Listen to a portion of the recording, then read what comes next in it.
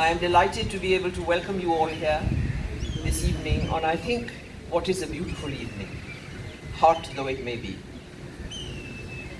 The majestic tapestry that will be the focus of our attention tonight bears the title Imperium Amidst Opium Blossoms. Adila Suleiman, who has created this commanding work, refers to its adornment as Kashidakari, Urdu for embroidery. The Kashidakari is based on the British East India Company and its dominion from 1757 to 1858 in India. Imperium implies supreme power or absolute control, which is exactly what the East India Company was about.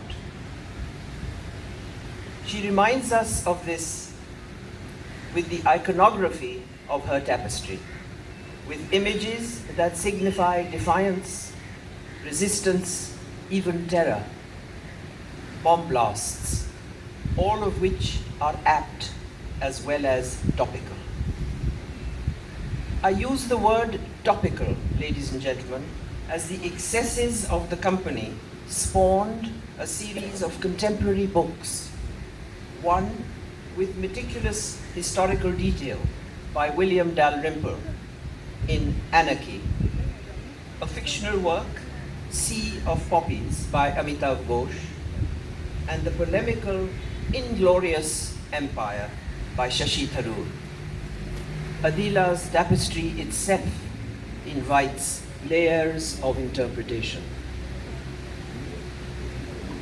Amongst its many motifs, the viewer is able to see a resplendent Robert Clive, Britannia with her trident and her trophy, the Red Dragon of Wales, numerous Chinese junks with cargoes of opium sailing along on the blood-stained river called the Pearl.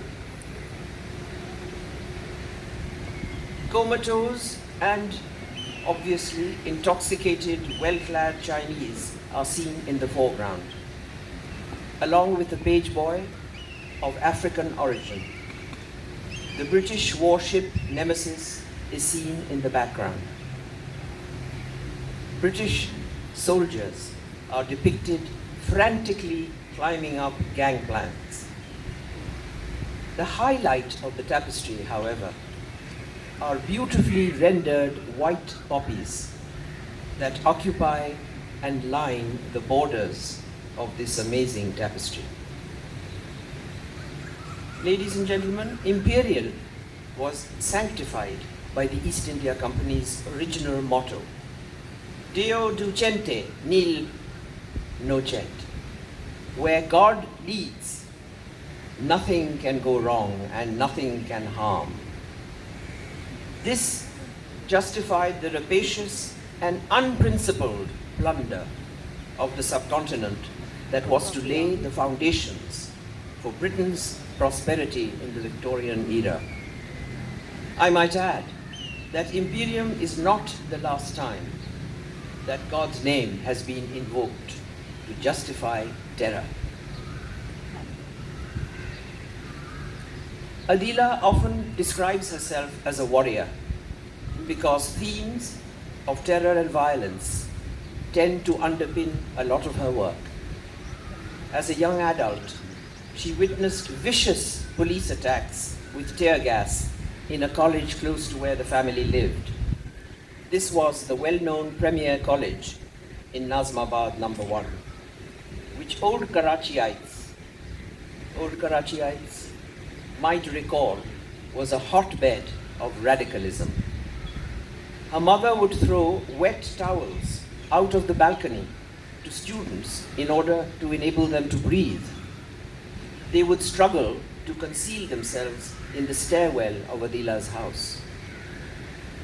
What can I say except thank you very much for your attention. I will call upon Adila to speak to us about her masterpiece. Adila Suleiman.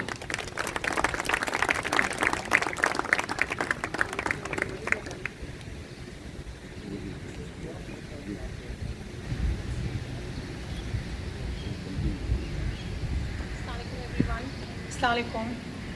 Thank you, Nasreen, for a generous introduction. And you have told the whole story. So I can just flip through you have made my life easy, so I can just flip through the images. And thank you so much for everything that you have done and guided me. And Mohata Palace for hosting this event here tonight. And thank you all the audience. My mother is sitting right there. She's the pillar of strength for me. So, and Faisal has taught me how to be a rebel with a cause. So, So, Nasreen has already told the story, but I'll tell you that I'm interested in stories. I'm interested in stories which are in the city, which my friends are going through in history, and that's how the whole journey began. 9/11 was a point where my work from, looking at what was happening outside on the streets, I started investigating on violence. And as Nasreen has just said about my background, that being in Nazmabad, seeing how the political situation was changing, and we were studying over there, and the Kati Pahari and the De Silva town and ANP and People's Party, the clashes between them. So we have all witnessed that, and violence has always been there in our upbringing. Karachi University was another place where I learned. I thought that I'm a complete Karachiite and I know what Karachi is about, and I think I learned about Karachi and what the youth go through it in a city like Karachi was at Karachi University, because the way the Rangers, my friends and the political parties, the brawls between the political parties, so it really make you understand the dynamics of the city. And then I was researching on the city, the violence, and then also in the region, what was happening in Islam. And then, of course, when you study about the region, so many things that they are there that you cannot ignore. And I think I was bound to land on East India Company. I think it was the path was laid for it. And East India Company, and I would say that this is just the book cover, that for the tapestry that you will see inside is the book cover. Because there are so many stories that I have not even touched upon. There are so many characters that are missing from the story and they're not part of the tapestry. And I think there are many more to come, because my mind is still I started working from now that what is the next work is going to be. So there's a lot of text. I'm not going to go into it, but if you can read, you can read. So when you'll go inside, you will see those characters, and you will see so you will see Robert Clive, you will see the Powys Castle, you will see the Welsh Dragon, which is there simply because that the Powys Castle is in Wales, and then also since medieval times the Welsh people were putting up resistance against the British rule. So, and then having the Welsh Dragon right next to Tipu's tiger, who was also a symbol of resistance. So it makes sense to put both of them together. And then you have Britannia, signifying the power of the colonialism. And sorry, no, and then the Page Boys, which were when the boats were going back, the ships were going back, they were stopping at Africa, picking up the slaves, and they were you will see those small little Page Boys. I've seen them in the film, so you will see them. And then all of this eventually leading up to the Opium Wars. So the river that you see is the Pearl River, and then at the Canton Bay, and it has turned red. And the Chinese Emperor Daogong is sitting there because he was the emperor at that time. So there's a lot. Hi, baby. So that's my niece. Sorry. So you'll see a lot of characters inside, but you will also feel that there are few characters which are missing. So I think the next tapestry is going to be looking upon that. You can go and sit there. And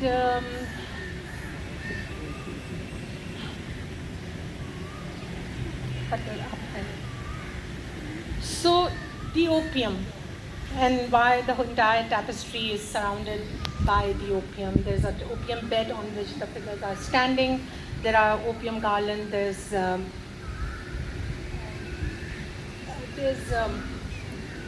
The logo, the East India Company logo is surrounded by the tigers and also the opium garland.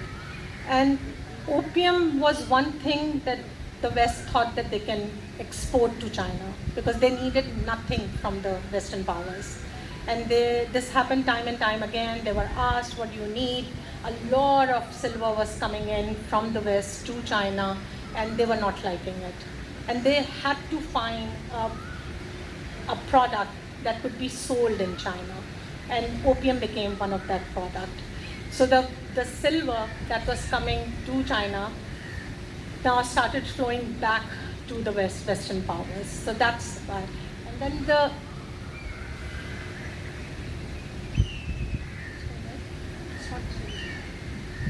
so the Chinese were working with their traditional ways of warfare, but the British came with their nemesis, the steamboat, and they completely destroyed them in the First War. And the treaty that they signed, so the treaty that was signed, that led to, it was a complete humiliation for the Chinese, and they got the Western powers got the control over other ports, not just the Canton Bay, but also the other ports, and then they got the rights that they can live with the British laws in the Chinese land. They had to pay a huge amount of indemnity, so they were completely crushed. And then in the Second War, something similar happened, and then when we talk about the century of humiliation, this is the point where the century of humiliation starts, and the entire Western powers are humiliating Chinese for again and again on different accounts, on different things, and they were just crushed completely. I'll show you some images of the studio when we started the work.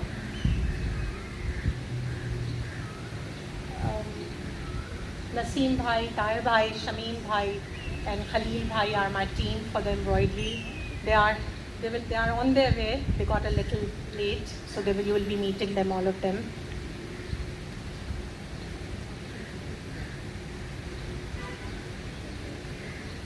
And when we research, so where do you get these images?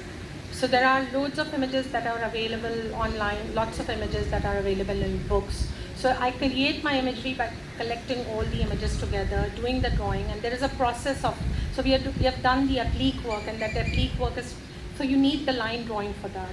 So you have to draw each and every figure in order to get the pieces. So every time that you lay a different color, it's a different applique that you do on top of the one. So Naseem visited the studio. So this opium flower, कहते हैं कि आप जब काम शुरू करते हैं तो रास्ते खुद ब खुद मिलते जाते हैं. And I found this image in a museum in Manchester, and this opium flower was a documentation by the English people, and there's a lot of company painting which they have documented what was happening at that time. During the East India Company, during the Mughals, and the professions and the kind of things that were happening, the treaties that were being signed. So they have documented them in drawings and in paintings. And this opium flower, I found one. So this one opium flower led to all the garlands that had been made in the tapestry. And the junk boat that were used by the Chinese in the Opium Wars.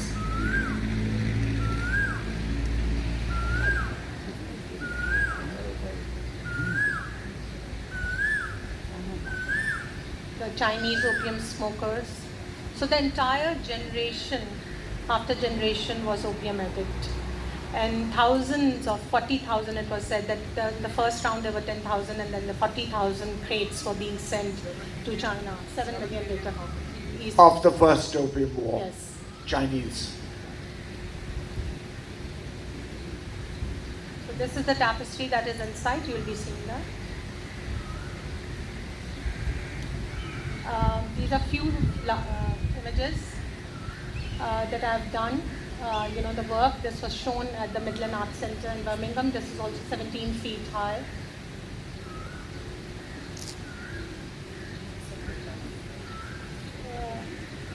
No, these are separate tablets. These are old works.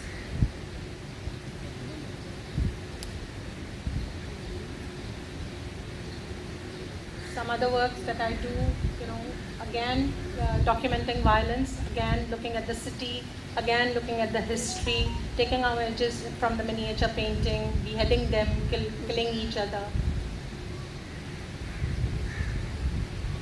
Found objects, the love of my life, I would say. I just love working with found objects. These are bathroom drain covers. It's in Manchester Cathedral, like a serpent sitting in the Manchester Cathedral. Again, bathroom drain covers joined together. So the birds, the dead birds. When we all know that Karachi is, one of the violent cities, and there was this Tribune के अंदर एक बार के अंदर एक पीछे नक्शा आता था जिसके अंदर सारी अमवात लिखी होती थी, यहाँ शहर में यहाँ लाश मिली है, यहाँ मरा हुआ आदमी मिला है, और उस पर डॉट्स लगे हुए होते थे. तो I started collecting those newspapers and I thought कि अच्छा आज 15 लोग मरे हैं तो मैं 15 मरी हुई चिड़िया प्रोड्यूस करूँगी और आज 10 लोग मरे. But it was so ironic कि मेरी production was slower than the death rate. I couldn't produce 15 birds, I couldn't produce 10 birds in a day. So I just thought that I'm going to make these monuments, and I thought that the larger the number of the deaths, the bigger the monument. So I started making these huge monumental structures made out of dead birds, and the pattern was repeating. The blood chandelier. And this is the last exhibition that I had in Lahore and at Canvas Gallery, in Samira's gallery, which was called The Kingdom of Retribution, कि आपको अपने अमाल का खमियाजा भुगतना पड़ता है. और so it was all about that. And I think आज हम अपने अमाल का खमियाजा भुगत रहे हैं, जो सुबह हुआ है, जो शहर में हुआ है.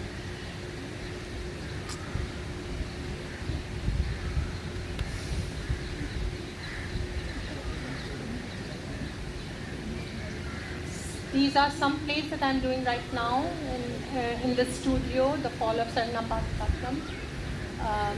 Tipu Sultan was killed in 1799 when this war, the fourth Anglo-Sikh war happened. So this is a very interesting story. So this guy who's standing right next to Tipu Sultan's body was a soldier that was captured by Tipu Sultan, and he was in his captivity for months.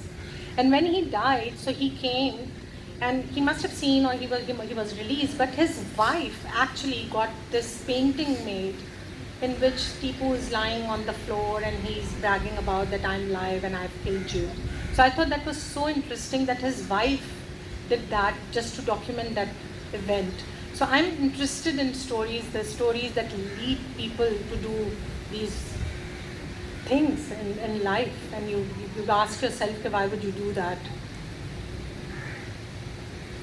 And then Victoria, this is a small seal which is available in the British Museum, which is of cloth-made seal, and I've converted that into ceramic painting.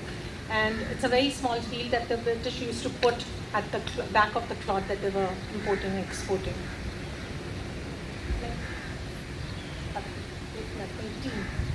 My team. So these are the people who are working with me in the studio, and they are on their way. They are all late. I've been told that they are on their way, so they are coming. So you will be meeting them. Some of them are coming. So thank you so much.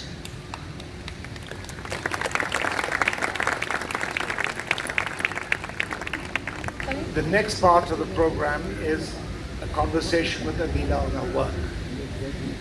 And Nasreen and I, Dr. Nasreen Askari and I, will question her on some of the problems that arise. Adila, in a way, reminds me of Tom Stoppard. She will reluctantly talk about her creative process. It's not that she's being a master craftsman and will not reveal it. It is that she genuinely goes through such a complex process. Being someone who's observed her work closely, perhaps not as closely as Dr. Furqan, who's in the audience, I will say the following, that Adila's work established itself in the abstraction of found objects. There was a narrative always. It was a gender and an artist of resistance-based kind of look at the world. And at the same time, Adila began to move towards Mughal India, Qajar Iran, and Ottoman Turkey as examples of state violence in our neighborhood, Muslim countries, against the people who they ruled. From there, it was a short walk. Several things are happening simultaneously in Adila's artistic development.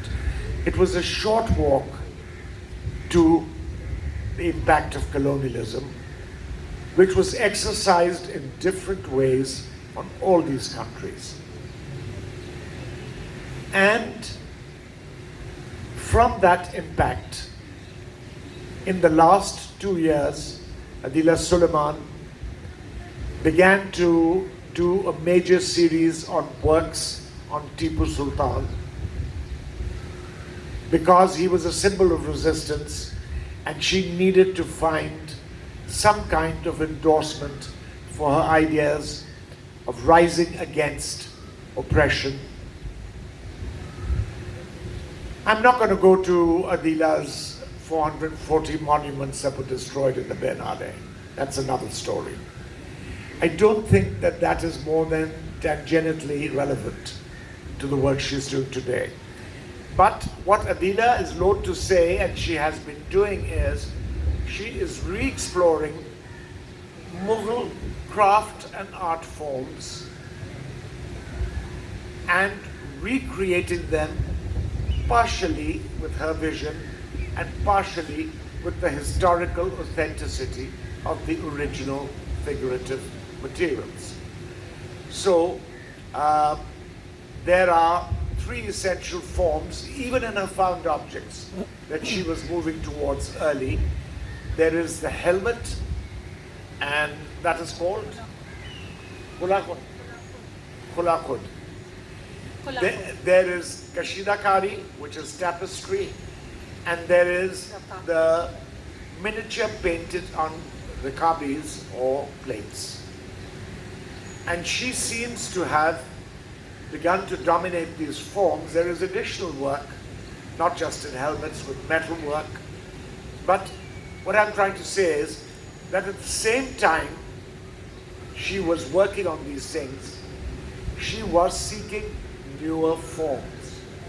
Then bang, Adila begins to spend a lot of time in Italy.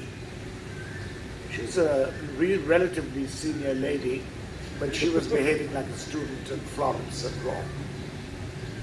I think we all know she has a supportive husband who supported her in every sense. Most husbands don't like their wives becoming so well known that sometimes, although he's very well known as well, it appears that he may be standing in her shadow. But he gets excited by that, because Faisal Siddiqui is progressive on gender issues and loses no opportunity to help his wife forward in developing what she is looking for. He's sitting over there in the corner. He's talking like he does in the Supreme Court, but I'm not going to say any more about that. So what we have up here is a unique phenomenon happening. Before I tell you a little bit about the Opium War, which is the underlay of what Adila is doing, and then Nasreen and I will ask her questions. Please remember, the key word is 1839, the key date. In 1839, two wars are taking place which show the predominance of Indian imperialism. The forward policy, the aggressive forward policy of Lord Auckland, which crowns Shah Shuja in Kabul, which kills the Khan of Kalabdi in Merab Khan through Alexander Burns, and which activates the aggressive opium growth policy in Bihar and Orissa. As Nasreen Askari told me, this is all a post-Plassey scenario. 1757 is the Battle of Plassey, but Bengal, Bihar, and Orissa are kind of nudged away.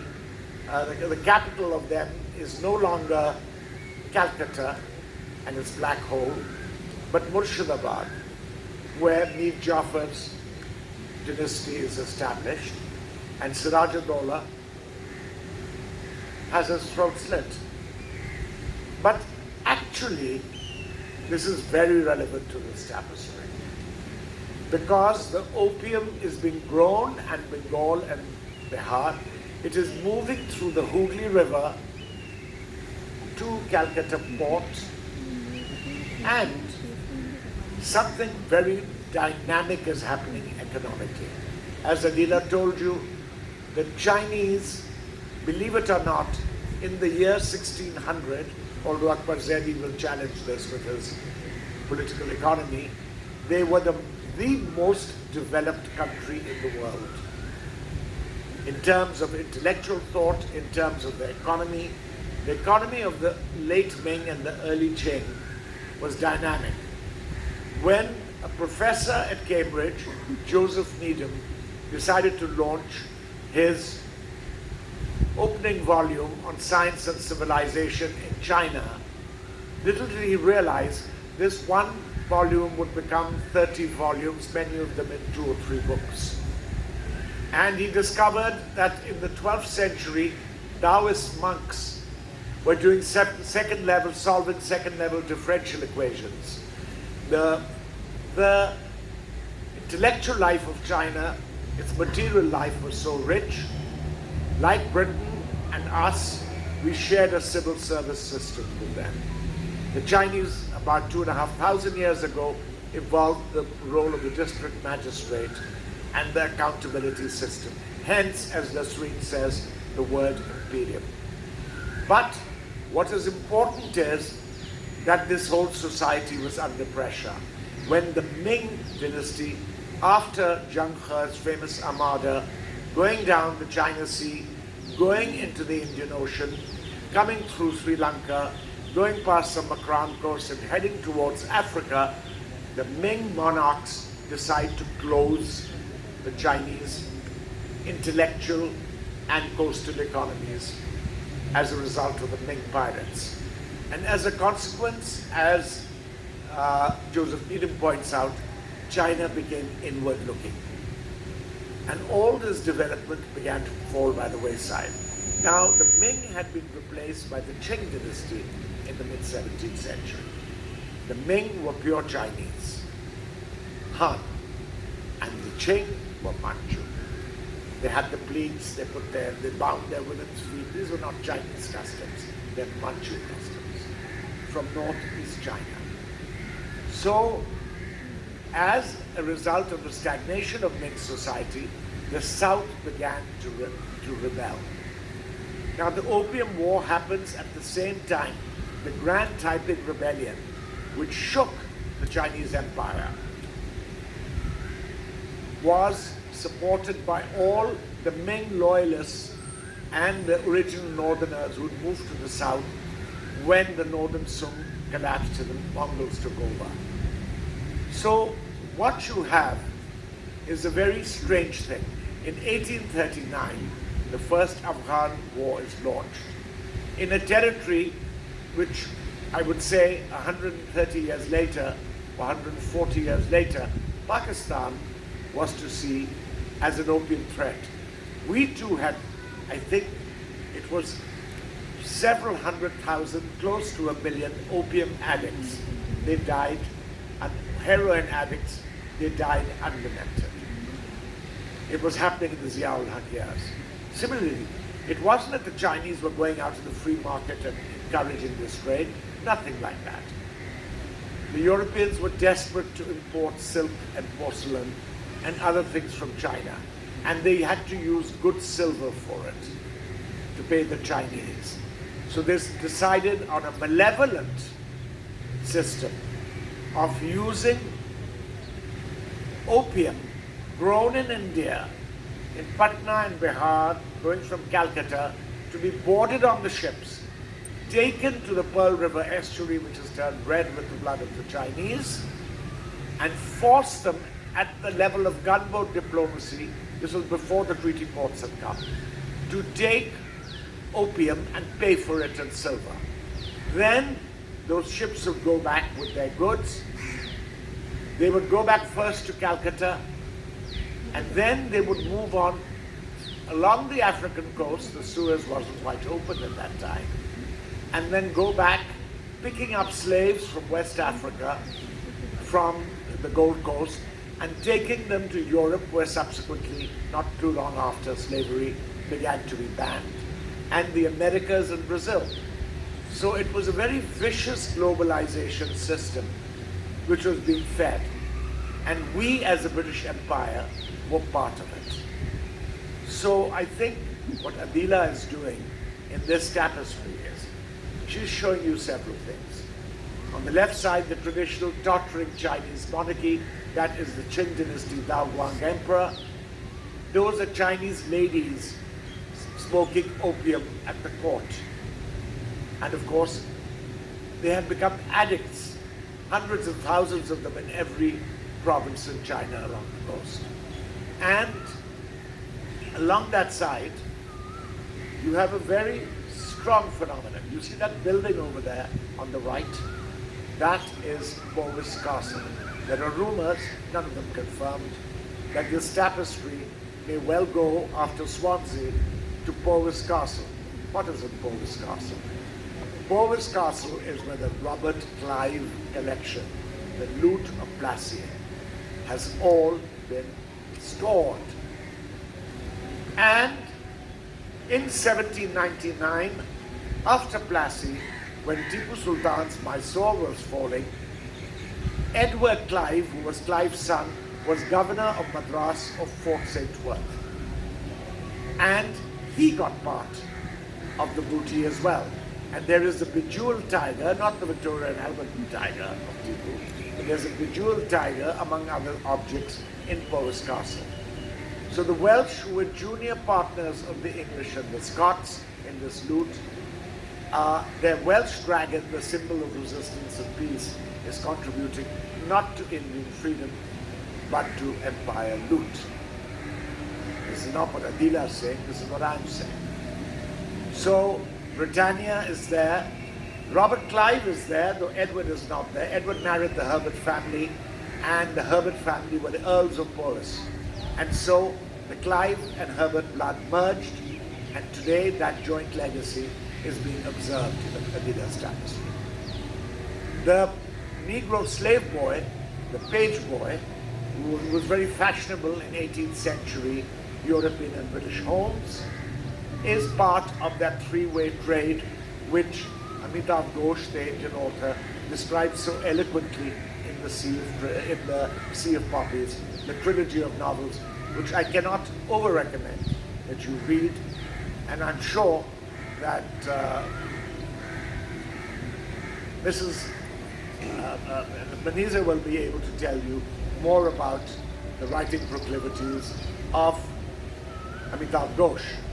But the story I'm trying to tell you is that along with these, what are these tigers doing among the opium villages?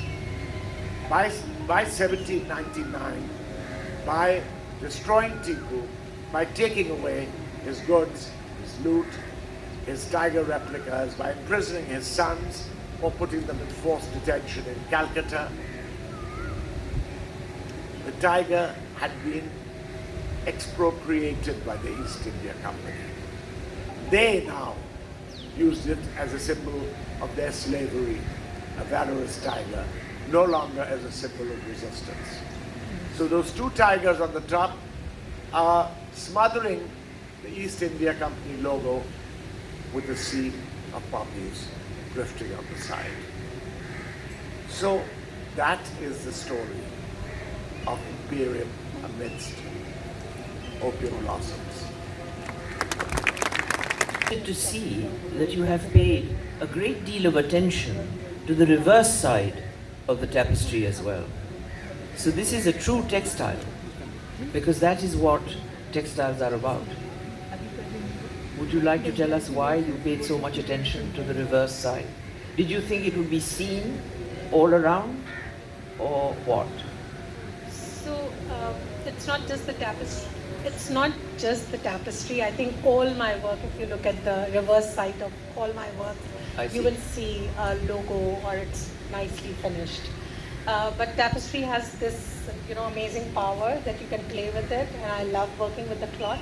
So, and such It's very beautiful versatile, colors. yes. So it has that, it has that room. Can you describe what is at the back? Because the people sitting in the audience haven't seen it. So it's if we can go to the slide. It has a calico print at the back, which was from the company period. And it was being produced, and it was one of the trades that were happening. So this is at the back. You will be able to see it. You have to peek through it when you go inside it. There's not much room, but you can certainly go and see. I've put small little lights at the back so you can see it. Thank you. As far as historical documentation is concerned, did you have to do a lot of reading? Because your images are very poignant and very descriptive. So I have an amazing source of information, and the library. Hamid has this amazing collection of books. And the calico print is actually coming out from one of the portfolio that he has in his library. But in order to complete the story, you have to read the story. In order to comment on the story, you have to read the story. You have to know your characters. And the characters that are in the tapestry, you need to know what they are representing and why they are there, who should stand with whom, and what's their placement. So in terms of composition also, you need to know the story, so that only then you can compose. So a lot of reading was involved. My memory is really bad, so I have to keep going back to my notes again and again. It's really, really bad. Like I keep on my phone, on my computer. Even here, I have written so much text because I thought if I'm going to forget, I can refer to the slides. And there are so many stories, layer upon layer on each event. There are so many stories. So you really have to find that what really you want to. You have to crystallize it for yourself. So you really have to edit. You really have to edit the story in order to have a full composition where people would understand what you are trying to say. But people who know the history, like Hamid has given a much richer and elaborate, description of the tapestry. You really need to know your history, and I think I'm becoming a student now of history. I'm not a historian, but while making my work, I'm reading a lot of history. It is very interesting because it leads back to a lot of events that happen now. So it's like a full circle. It happened at a In any case, textiles tell stories. Yes.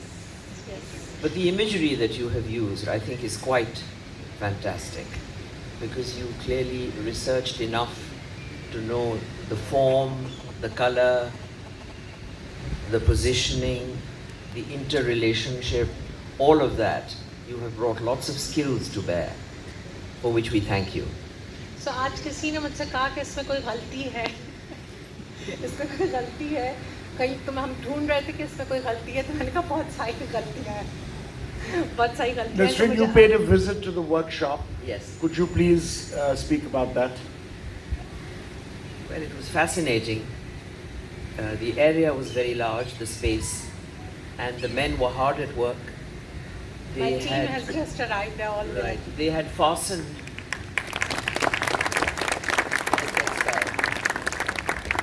They had fastened the textile. All raising their hands. Put a hand down, yaar. So Khalil bhai, Parvez saab, Shameem bhai, Asghar, Tahir bhai, Usman, Zishan, and Daniel.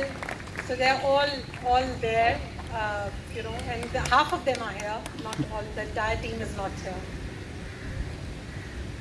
Because we're running out of time, I would like to open questions to the floor. Does anybody have any questions, any queries, any curiosity about this extraordinary Mohsin has and a most impressive textile stroke tapestry? Mohsin has a question. Mohsin Saeed, Yes. Mohsin क्या बताओ? यहाँ आ जाओ. Mic दे दो यार, मुझसे तो mic दे. Hello, आदाब. मेरा नाम मोहसिन सईद है. एक सवाल अदीला से जो बहुत दिनों से मैं सवाल उनसे पूछना चाहता हूँ, मगर थोड़ा सा इसका एक प्रिल्यूड है कि मैं अदीला का काम जो है बहुत दिनों से इनका जर्नी फॉलो कर रहा हूँ, और कंक्रीट और मेटल से लेके अब टेक्सटाइल्स एंड कढ़ाई, ये सबको पेंट, हर चीज़, फाउंड ऑब्जेक्ट्स. सवाल ये है कि अदीला एक बहुत खूबसूरत तो नहीं, मेहनती आर्टिस्ट हैं, पढ़ी लिखी हैं. बहुत कम आर्टिस्ट हमारे यहाँ ऐसे पढ़े लिखे हैं, पढ़ी लिखी हैं, मेहनती हैं, क्रिएटिव हैं, एक्सीडिंगली इनोवेटिव हैं अपने काम में. ये अदीला का मैं जानना चाहता हूँ कि आजकल जो लेजीनेस और नॉनसेंस चर्न आउट की जा रही है आर्ट के नाम पे, जैसे इंस्टॉलेशन या डिजिटल, उससे कैसे अपने आप को महफूज रखती हैं, अपने आप को उन बुरे असरात से, अगलीनेस से, लेजीनेस से कैसे बचाती हैं? ये बहुत ज़रूरी है क्योंकि एनवायरनमेंट, आर्ट एनवायरनमेंट तो बहुत बुरा है. सोशल मीडिया पे ना होने से Mohsin, I'm not on social media at all. I think that's how I save myself. Can you click off your thing, Adila? Can you click off your mic? I want to just put one fact before you, which Adila has omitted to mention. She omits to mention lots of things. This tapestry, along with a team of 30 people from 2 workshops, has taken over 2.5 years. Number one. Number two, when Adila's cook goes off to the north on holiday for 2 months at a time, Adila's workmen have their food cooked at Adila's house. So Adila has no cook. So Adila is also the cook for the people in the factory and workshop. Number three, if you go on any casual spring or autumn day, not so much summer, you can walk between the 2 workshops and there's one street. Every afternoon after school, after they've had their lunch, 15, 20, 30 children from the neighborhood assemble. And Adila is their storyteller. So she's the cook, she's the storyteller, she's an artist herself, and she runs Basal, which is the pride of Karachi, as one of the most important art institutions where our young artists are receiving bursaries, and she is wholly involved in that. So thank you, Adila, for helping the revival of art in Karachi in a significant way in educational terms. I want to thank the Mohatta team, especially Khurram and Akbar Bhai and all the ancillary staff that has been working with me for the last 2-3 days. Nasreen Askari, of course, she has been guiding and telling me, or there are lots of do's and don'ts at Mohatta when you're working. So, मुझे डांट नहीं पड़ी, so I abide all. So मैंने सारे rules At this point, I'd like to acknowledge that the original idea to have this preview for the Mohatta art community came from Dr. Nasreen Askari. She said, why can't we do it? This will not be, return to Pakistan will not be seen. Why can't Pakistanis also participate? जो background में जो behind the scene एक soldier है वो फरिया है, which she was keeping me informed of all the things that were happening, and whatever instruction that I had to give, they were going through her. So I'm really grateful, Faria, for being there. And Any more questions, please? Any more questions? Ji, Mehnaz. beautiful work, Adila. Poppies are generally red in color, the ones that I've seen. So, what is the story behind the white poppy? so I found this drawing of white poppy, and then it was somewhere in the research I found that there were white poppies were also grown in Calcutta. But also I thought that it's a pun because I've turned the river red and the poppies are white. So I think it has been like the blood has been sucked out. So I think it was going very It's well with the also white important poppies. to mention that when the first Afghan War in 1839, along with the first Opium War in 1839, the army of the Indus marches from Calcutta to Kutch through Sindh, this goes up to Kabul, crowns Shah Shuja, destroys Kalat, kills the Khan. It then goes back to Kabul and the army gets completely wiped out by Afghan resistance.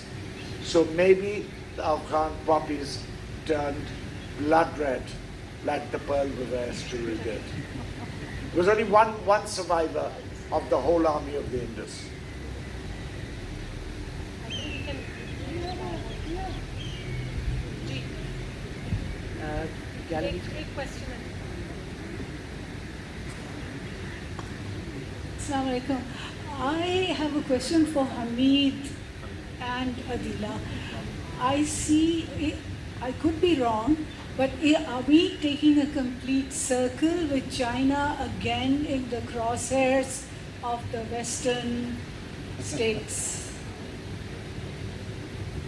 You're talking about the road and belt initiative that is happening? No, I'm talking about everybody being up in arms. They cannot see a more progressive and strong China. Nigat, the first Opium War was to force open China to trade and consumption of opium. The second one is to stop its trade today. So that is the huge difference. Mike. Priya, give her the Priya, mic. Mike. Priya, give her the mic. You know, I bow to your better knowledge, but my understanding is that the first and the second opium wars was to inebriate the Chinese in order that their progress and their trade be halted. Can you repeat your question? Sorry, I didn't.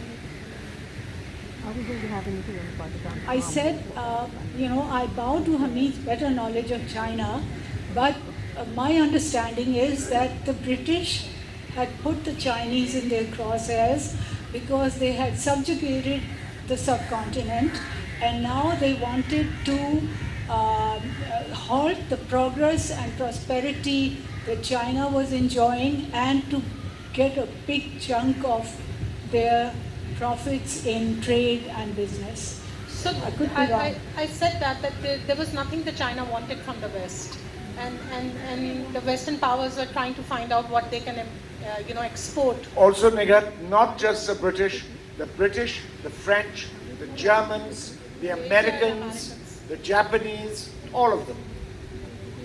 There were warehouses throughout the landing of Canton. All across, All factories. Hongs.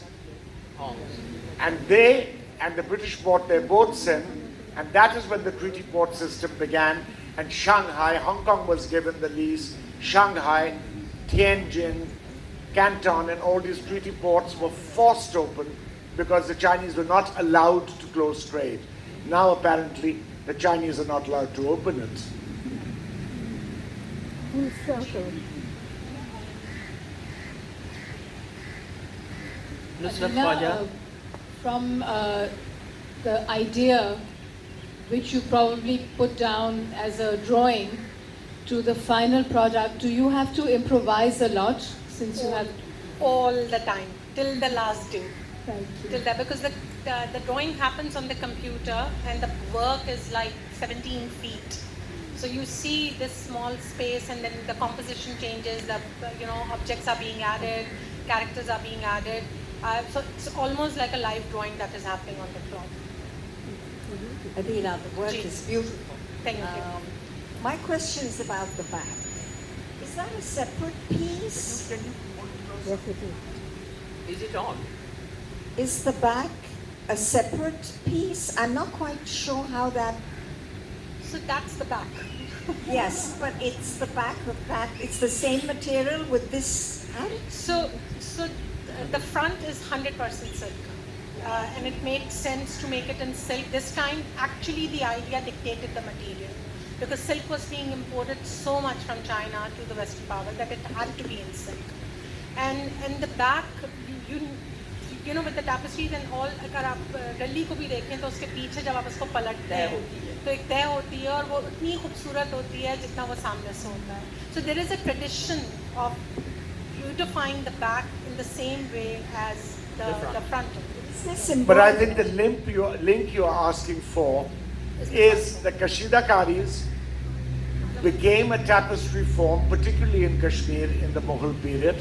But this is set not in the Mughal period, but in the period of the East India Company, the Company Raj. And in the Company Raj, just like opium was part of the globalization of Indian production, textiles were a very important part of globalization, which Nasreen can tell you about. That chintz, these series of chintzes, which there are not too many left in our part of the world, but they're all over the world, from Japanese temples to Italian museums they're one of the most sought after things. This Indian palampuri, which is hand painting and calico, became a primary export form in that globalization. So maybe it's in one sense, if I may add to Adila, two faces of one globalization from India, Indian Empire. Ji, ask if there's a question here. There's a question there also. You can ask. Hi, this is a question for Adila, and I've noticed that there's a lot of polarity in the front and the back. Like the front is all about death and destruction, a river of blood, and the back is about growth and life and peace.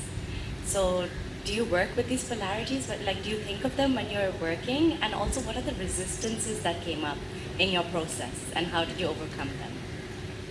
So I think the polarity is there in the plates that I paint also, because I try to make them very beautiful, and the viewer is drawn towards the beauty, and then the moment they come close, they see the death. So there's a back and forth process that happens with the viewer, that they repel back when they see the death. So I think this time it's reversed, like it's at the back, so it's not on the same side. Nasreen Askari jumps down our throat and corrects us. It seems only fair to point out that only the block of the image is from the calico. Yeah. Adila has gone into a usual excessive Mughal indulgence. In fact, Shah Jahan might have chosen her for a craftswoman in his army of slaves, because she has embroidered the calico and filled up the whole calico with embroidery. Yeah, not the whole thing, but there is embroidery on top of And it. if there are two peacocks missing, it's because the person who was helping her with the peacocks in Lahore, his son passed away. his son passed away, and they were pulled out. And one embroidery person, Naseem Bhai, who is not here, his daughter passed away 2 days back, so he's also not here. But you asked me to, but the challenges were in terms of that when we work on the adda, when we are doing the Zardozi, so the tapestry is all rolled up. So you really don't know what you are doing and where you are placing. So every time you have to open it. If it is 17 feet, then imagine how big the adda must be. And it's heavy. So Shamim Bhai के actually Shamim Bhai के fingerprints खत्म हो गए, क्योंकि वो इतना tightly आपको हर दफ़ा pinch करना पड़ता है कपड़े के अंदर कि वो उनके हाथ की fingerprints खत्म हो गए. तो challenges बहुत हैं काम करते हुए, और ख़ास तौर पे जब आप पैनल्स लगा रहे होते हैं, अड्डे पे कपड़ा खिंचा हुआ होता है, वो सीधा होगा कि नहीं होगा, टेढ़ा होगा, तो हम बार बार खोलते हैं, which is a tiring process. So there were many challenges, and I think the team can also talk about the challenges. As we have There run was a out of question time. there. Oh, is there a The question? textile head from IBS. Where? Asia. Saying. Oh, you mean that's Asia? Yes. Asia, is Hello. that you? Assalamu alaikum. How are you? Very well. Obviously, taking the conversation towards textiles and crafts a little bit. How much? I mean, you have a fine art background, but I'm sure you have some kind of orientation with crafts and textiles and embroideries and all. If you want to talk about that a little, and also the process of making के अंदर artisans की जो knowledge होती है, how much guidance do you get from there? Equal, 50%. Yeah, so you're saying you talked about the composition, and you talked about you have to see किधर क्या लगेगा, but being a textile person and a maker, I know कि वो जो selection होती है कि कौन सा टांका किधर, कौन सी एप्लिक किधर, कौन सा फैब्रिक किधर, तो उसमें उनकी इनपुट कितनी होती है, your input how much is there? Technicalities में उनकी इनपुट बहुत होती है। शमीम भाई, नसीम भाई मुझे हर वक्त कहते रहते हैं कपड़ा ऐसे नहीं ऐसे लगेगा और सिलाई ऐसे नहीं, ये खुल जाएगा, इसको इससे हमें लॉक करना पड़ेगा वरना ये नहीं रहेगा जब आप हम इसको खींचेंगे। तो अभी यहाँ सब मौजूद हैं, अपन सबसे बात कर सकते हैं। Because उनकी knowledge is also very relevant. Your first part of the question where you said that how much I know about this technique. So I would say my mother enrolled me when I was 6 years old, and for years and years, नाज़माबाद number 4 में एक gold building थी जहाँ पे एक साहिबाग 3री मंजिल पे fabric painting, glass painting, embroidery, करोशिया, अम्मी ने मुझे हर समर में वहाँ पे एनरोल किया। And then sir Syed college के अंदर, वहाँ पे होम इकनॉमिक्स कॉलेज के अंदर सिलाई और कढ़ाई सिखाते थे, अम्मा ने मुझे वहाँ एनरोल किया। फिर हम जब इस साइड पे आए साउथ ऑफ कराची, तो अम्मा ने मुझे बहबूद का जो काला पुल के पास है वहाँ एनरोल कर दिया। तो आई वुड से कि it's her doing because she always नहीं आप नहीं बोल सकती आप नहीं बोल सकती, आपका बहुत बायस टू Microphone. बंद है आपका माइक। जो काम करो ढंग से करो और तुम्हारे नीचे जो लोग काम करते हैं उनका ख्याल रखना, क्योंकि उनकी लॉयल्टी तुम्हें उस वक्त मिलेगी जब तुम उनका ख्याल करोगी। और अगर तुमने, मैं अपने मेरे माशाल्लाह 5 बच्चे हैं, मैं हर बच्चे को यही कहती हूँ कि ढंग और सलीका, कुछ भी करो ढंग और सलीका उसमें शामिल होना चाहिए, नहीं तो कोई फायदा नहीं होगा। I want to point out another thing which is we are all waiting expectantly for.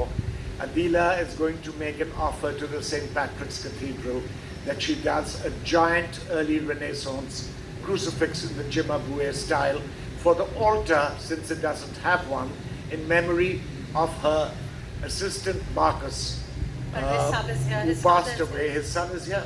No, Parvez Saab, his father is here. His father is here, and she's going to pay for it and dedicate it.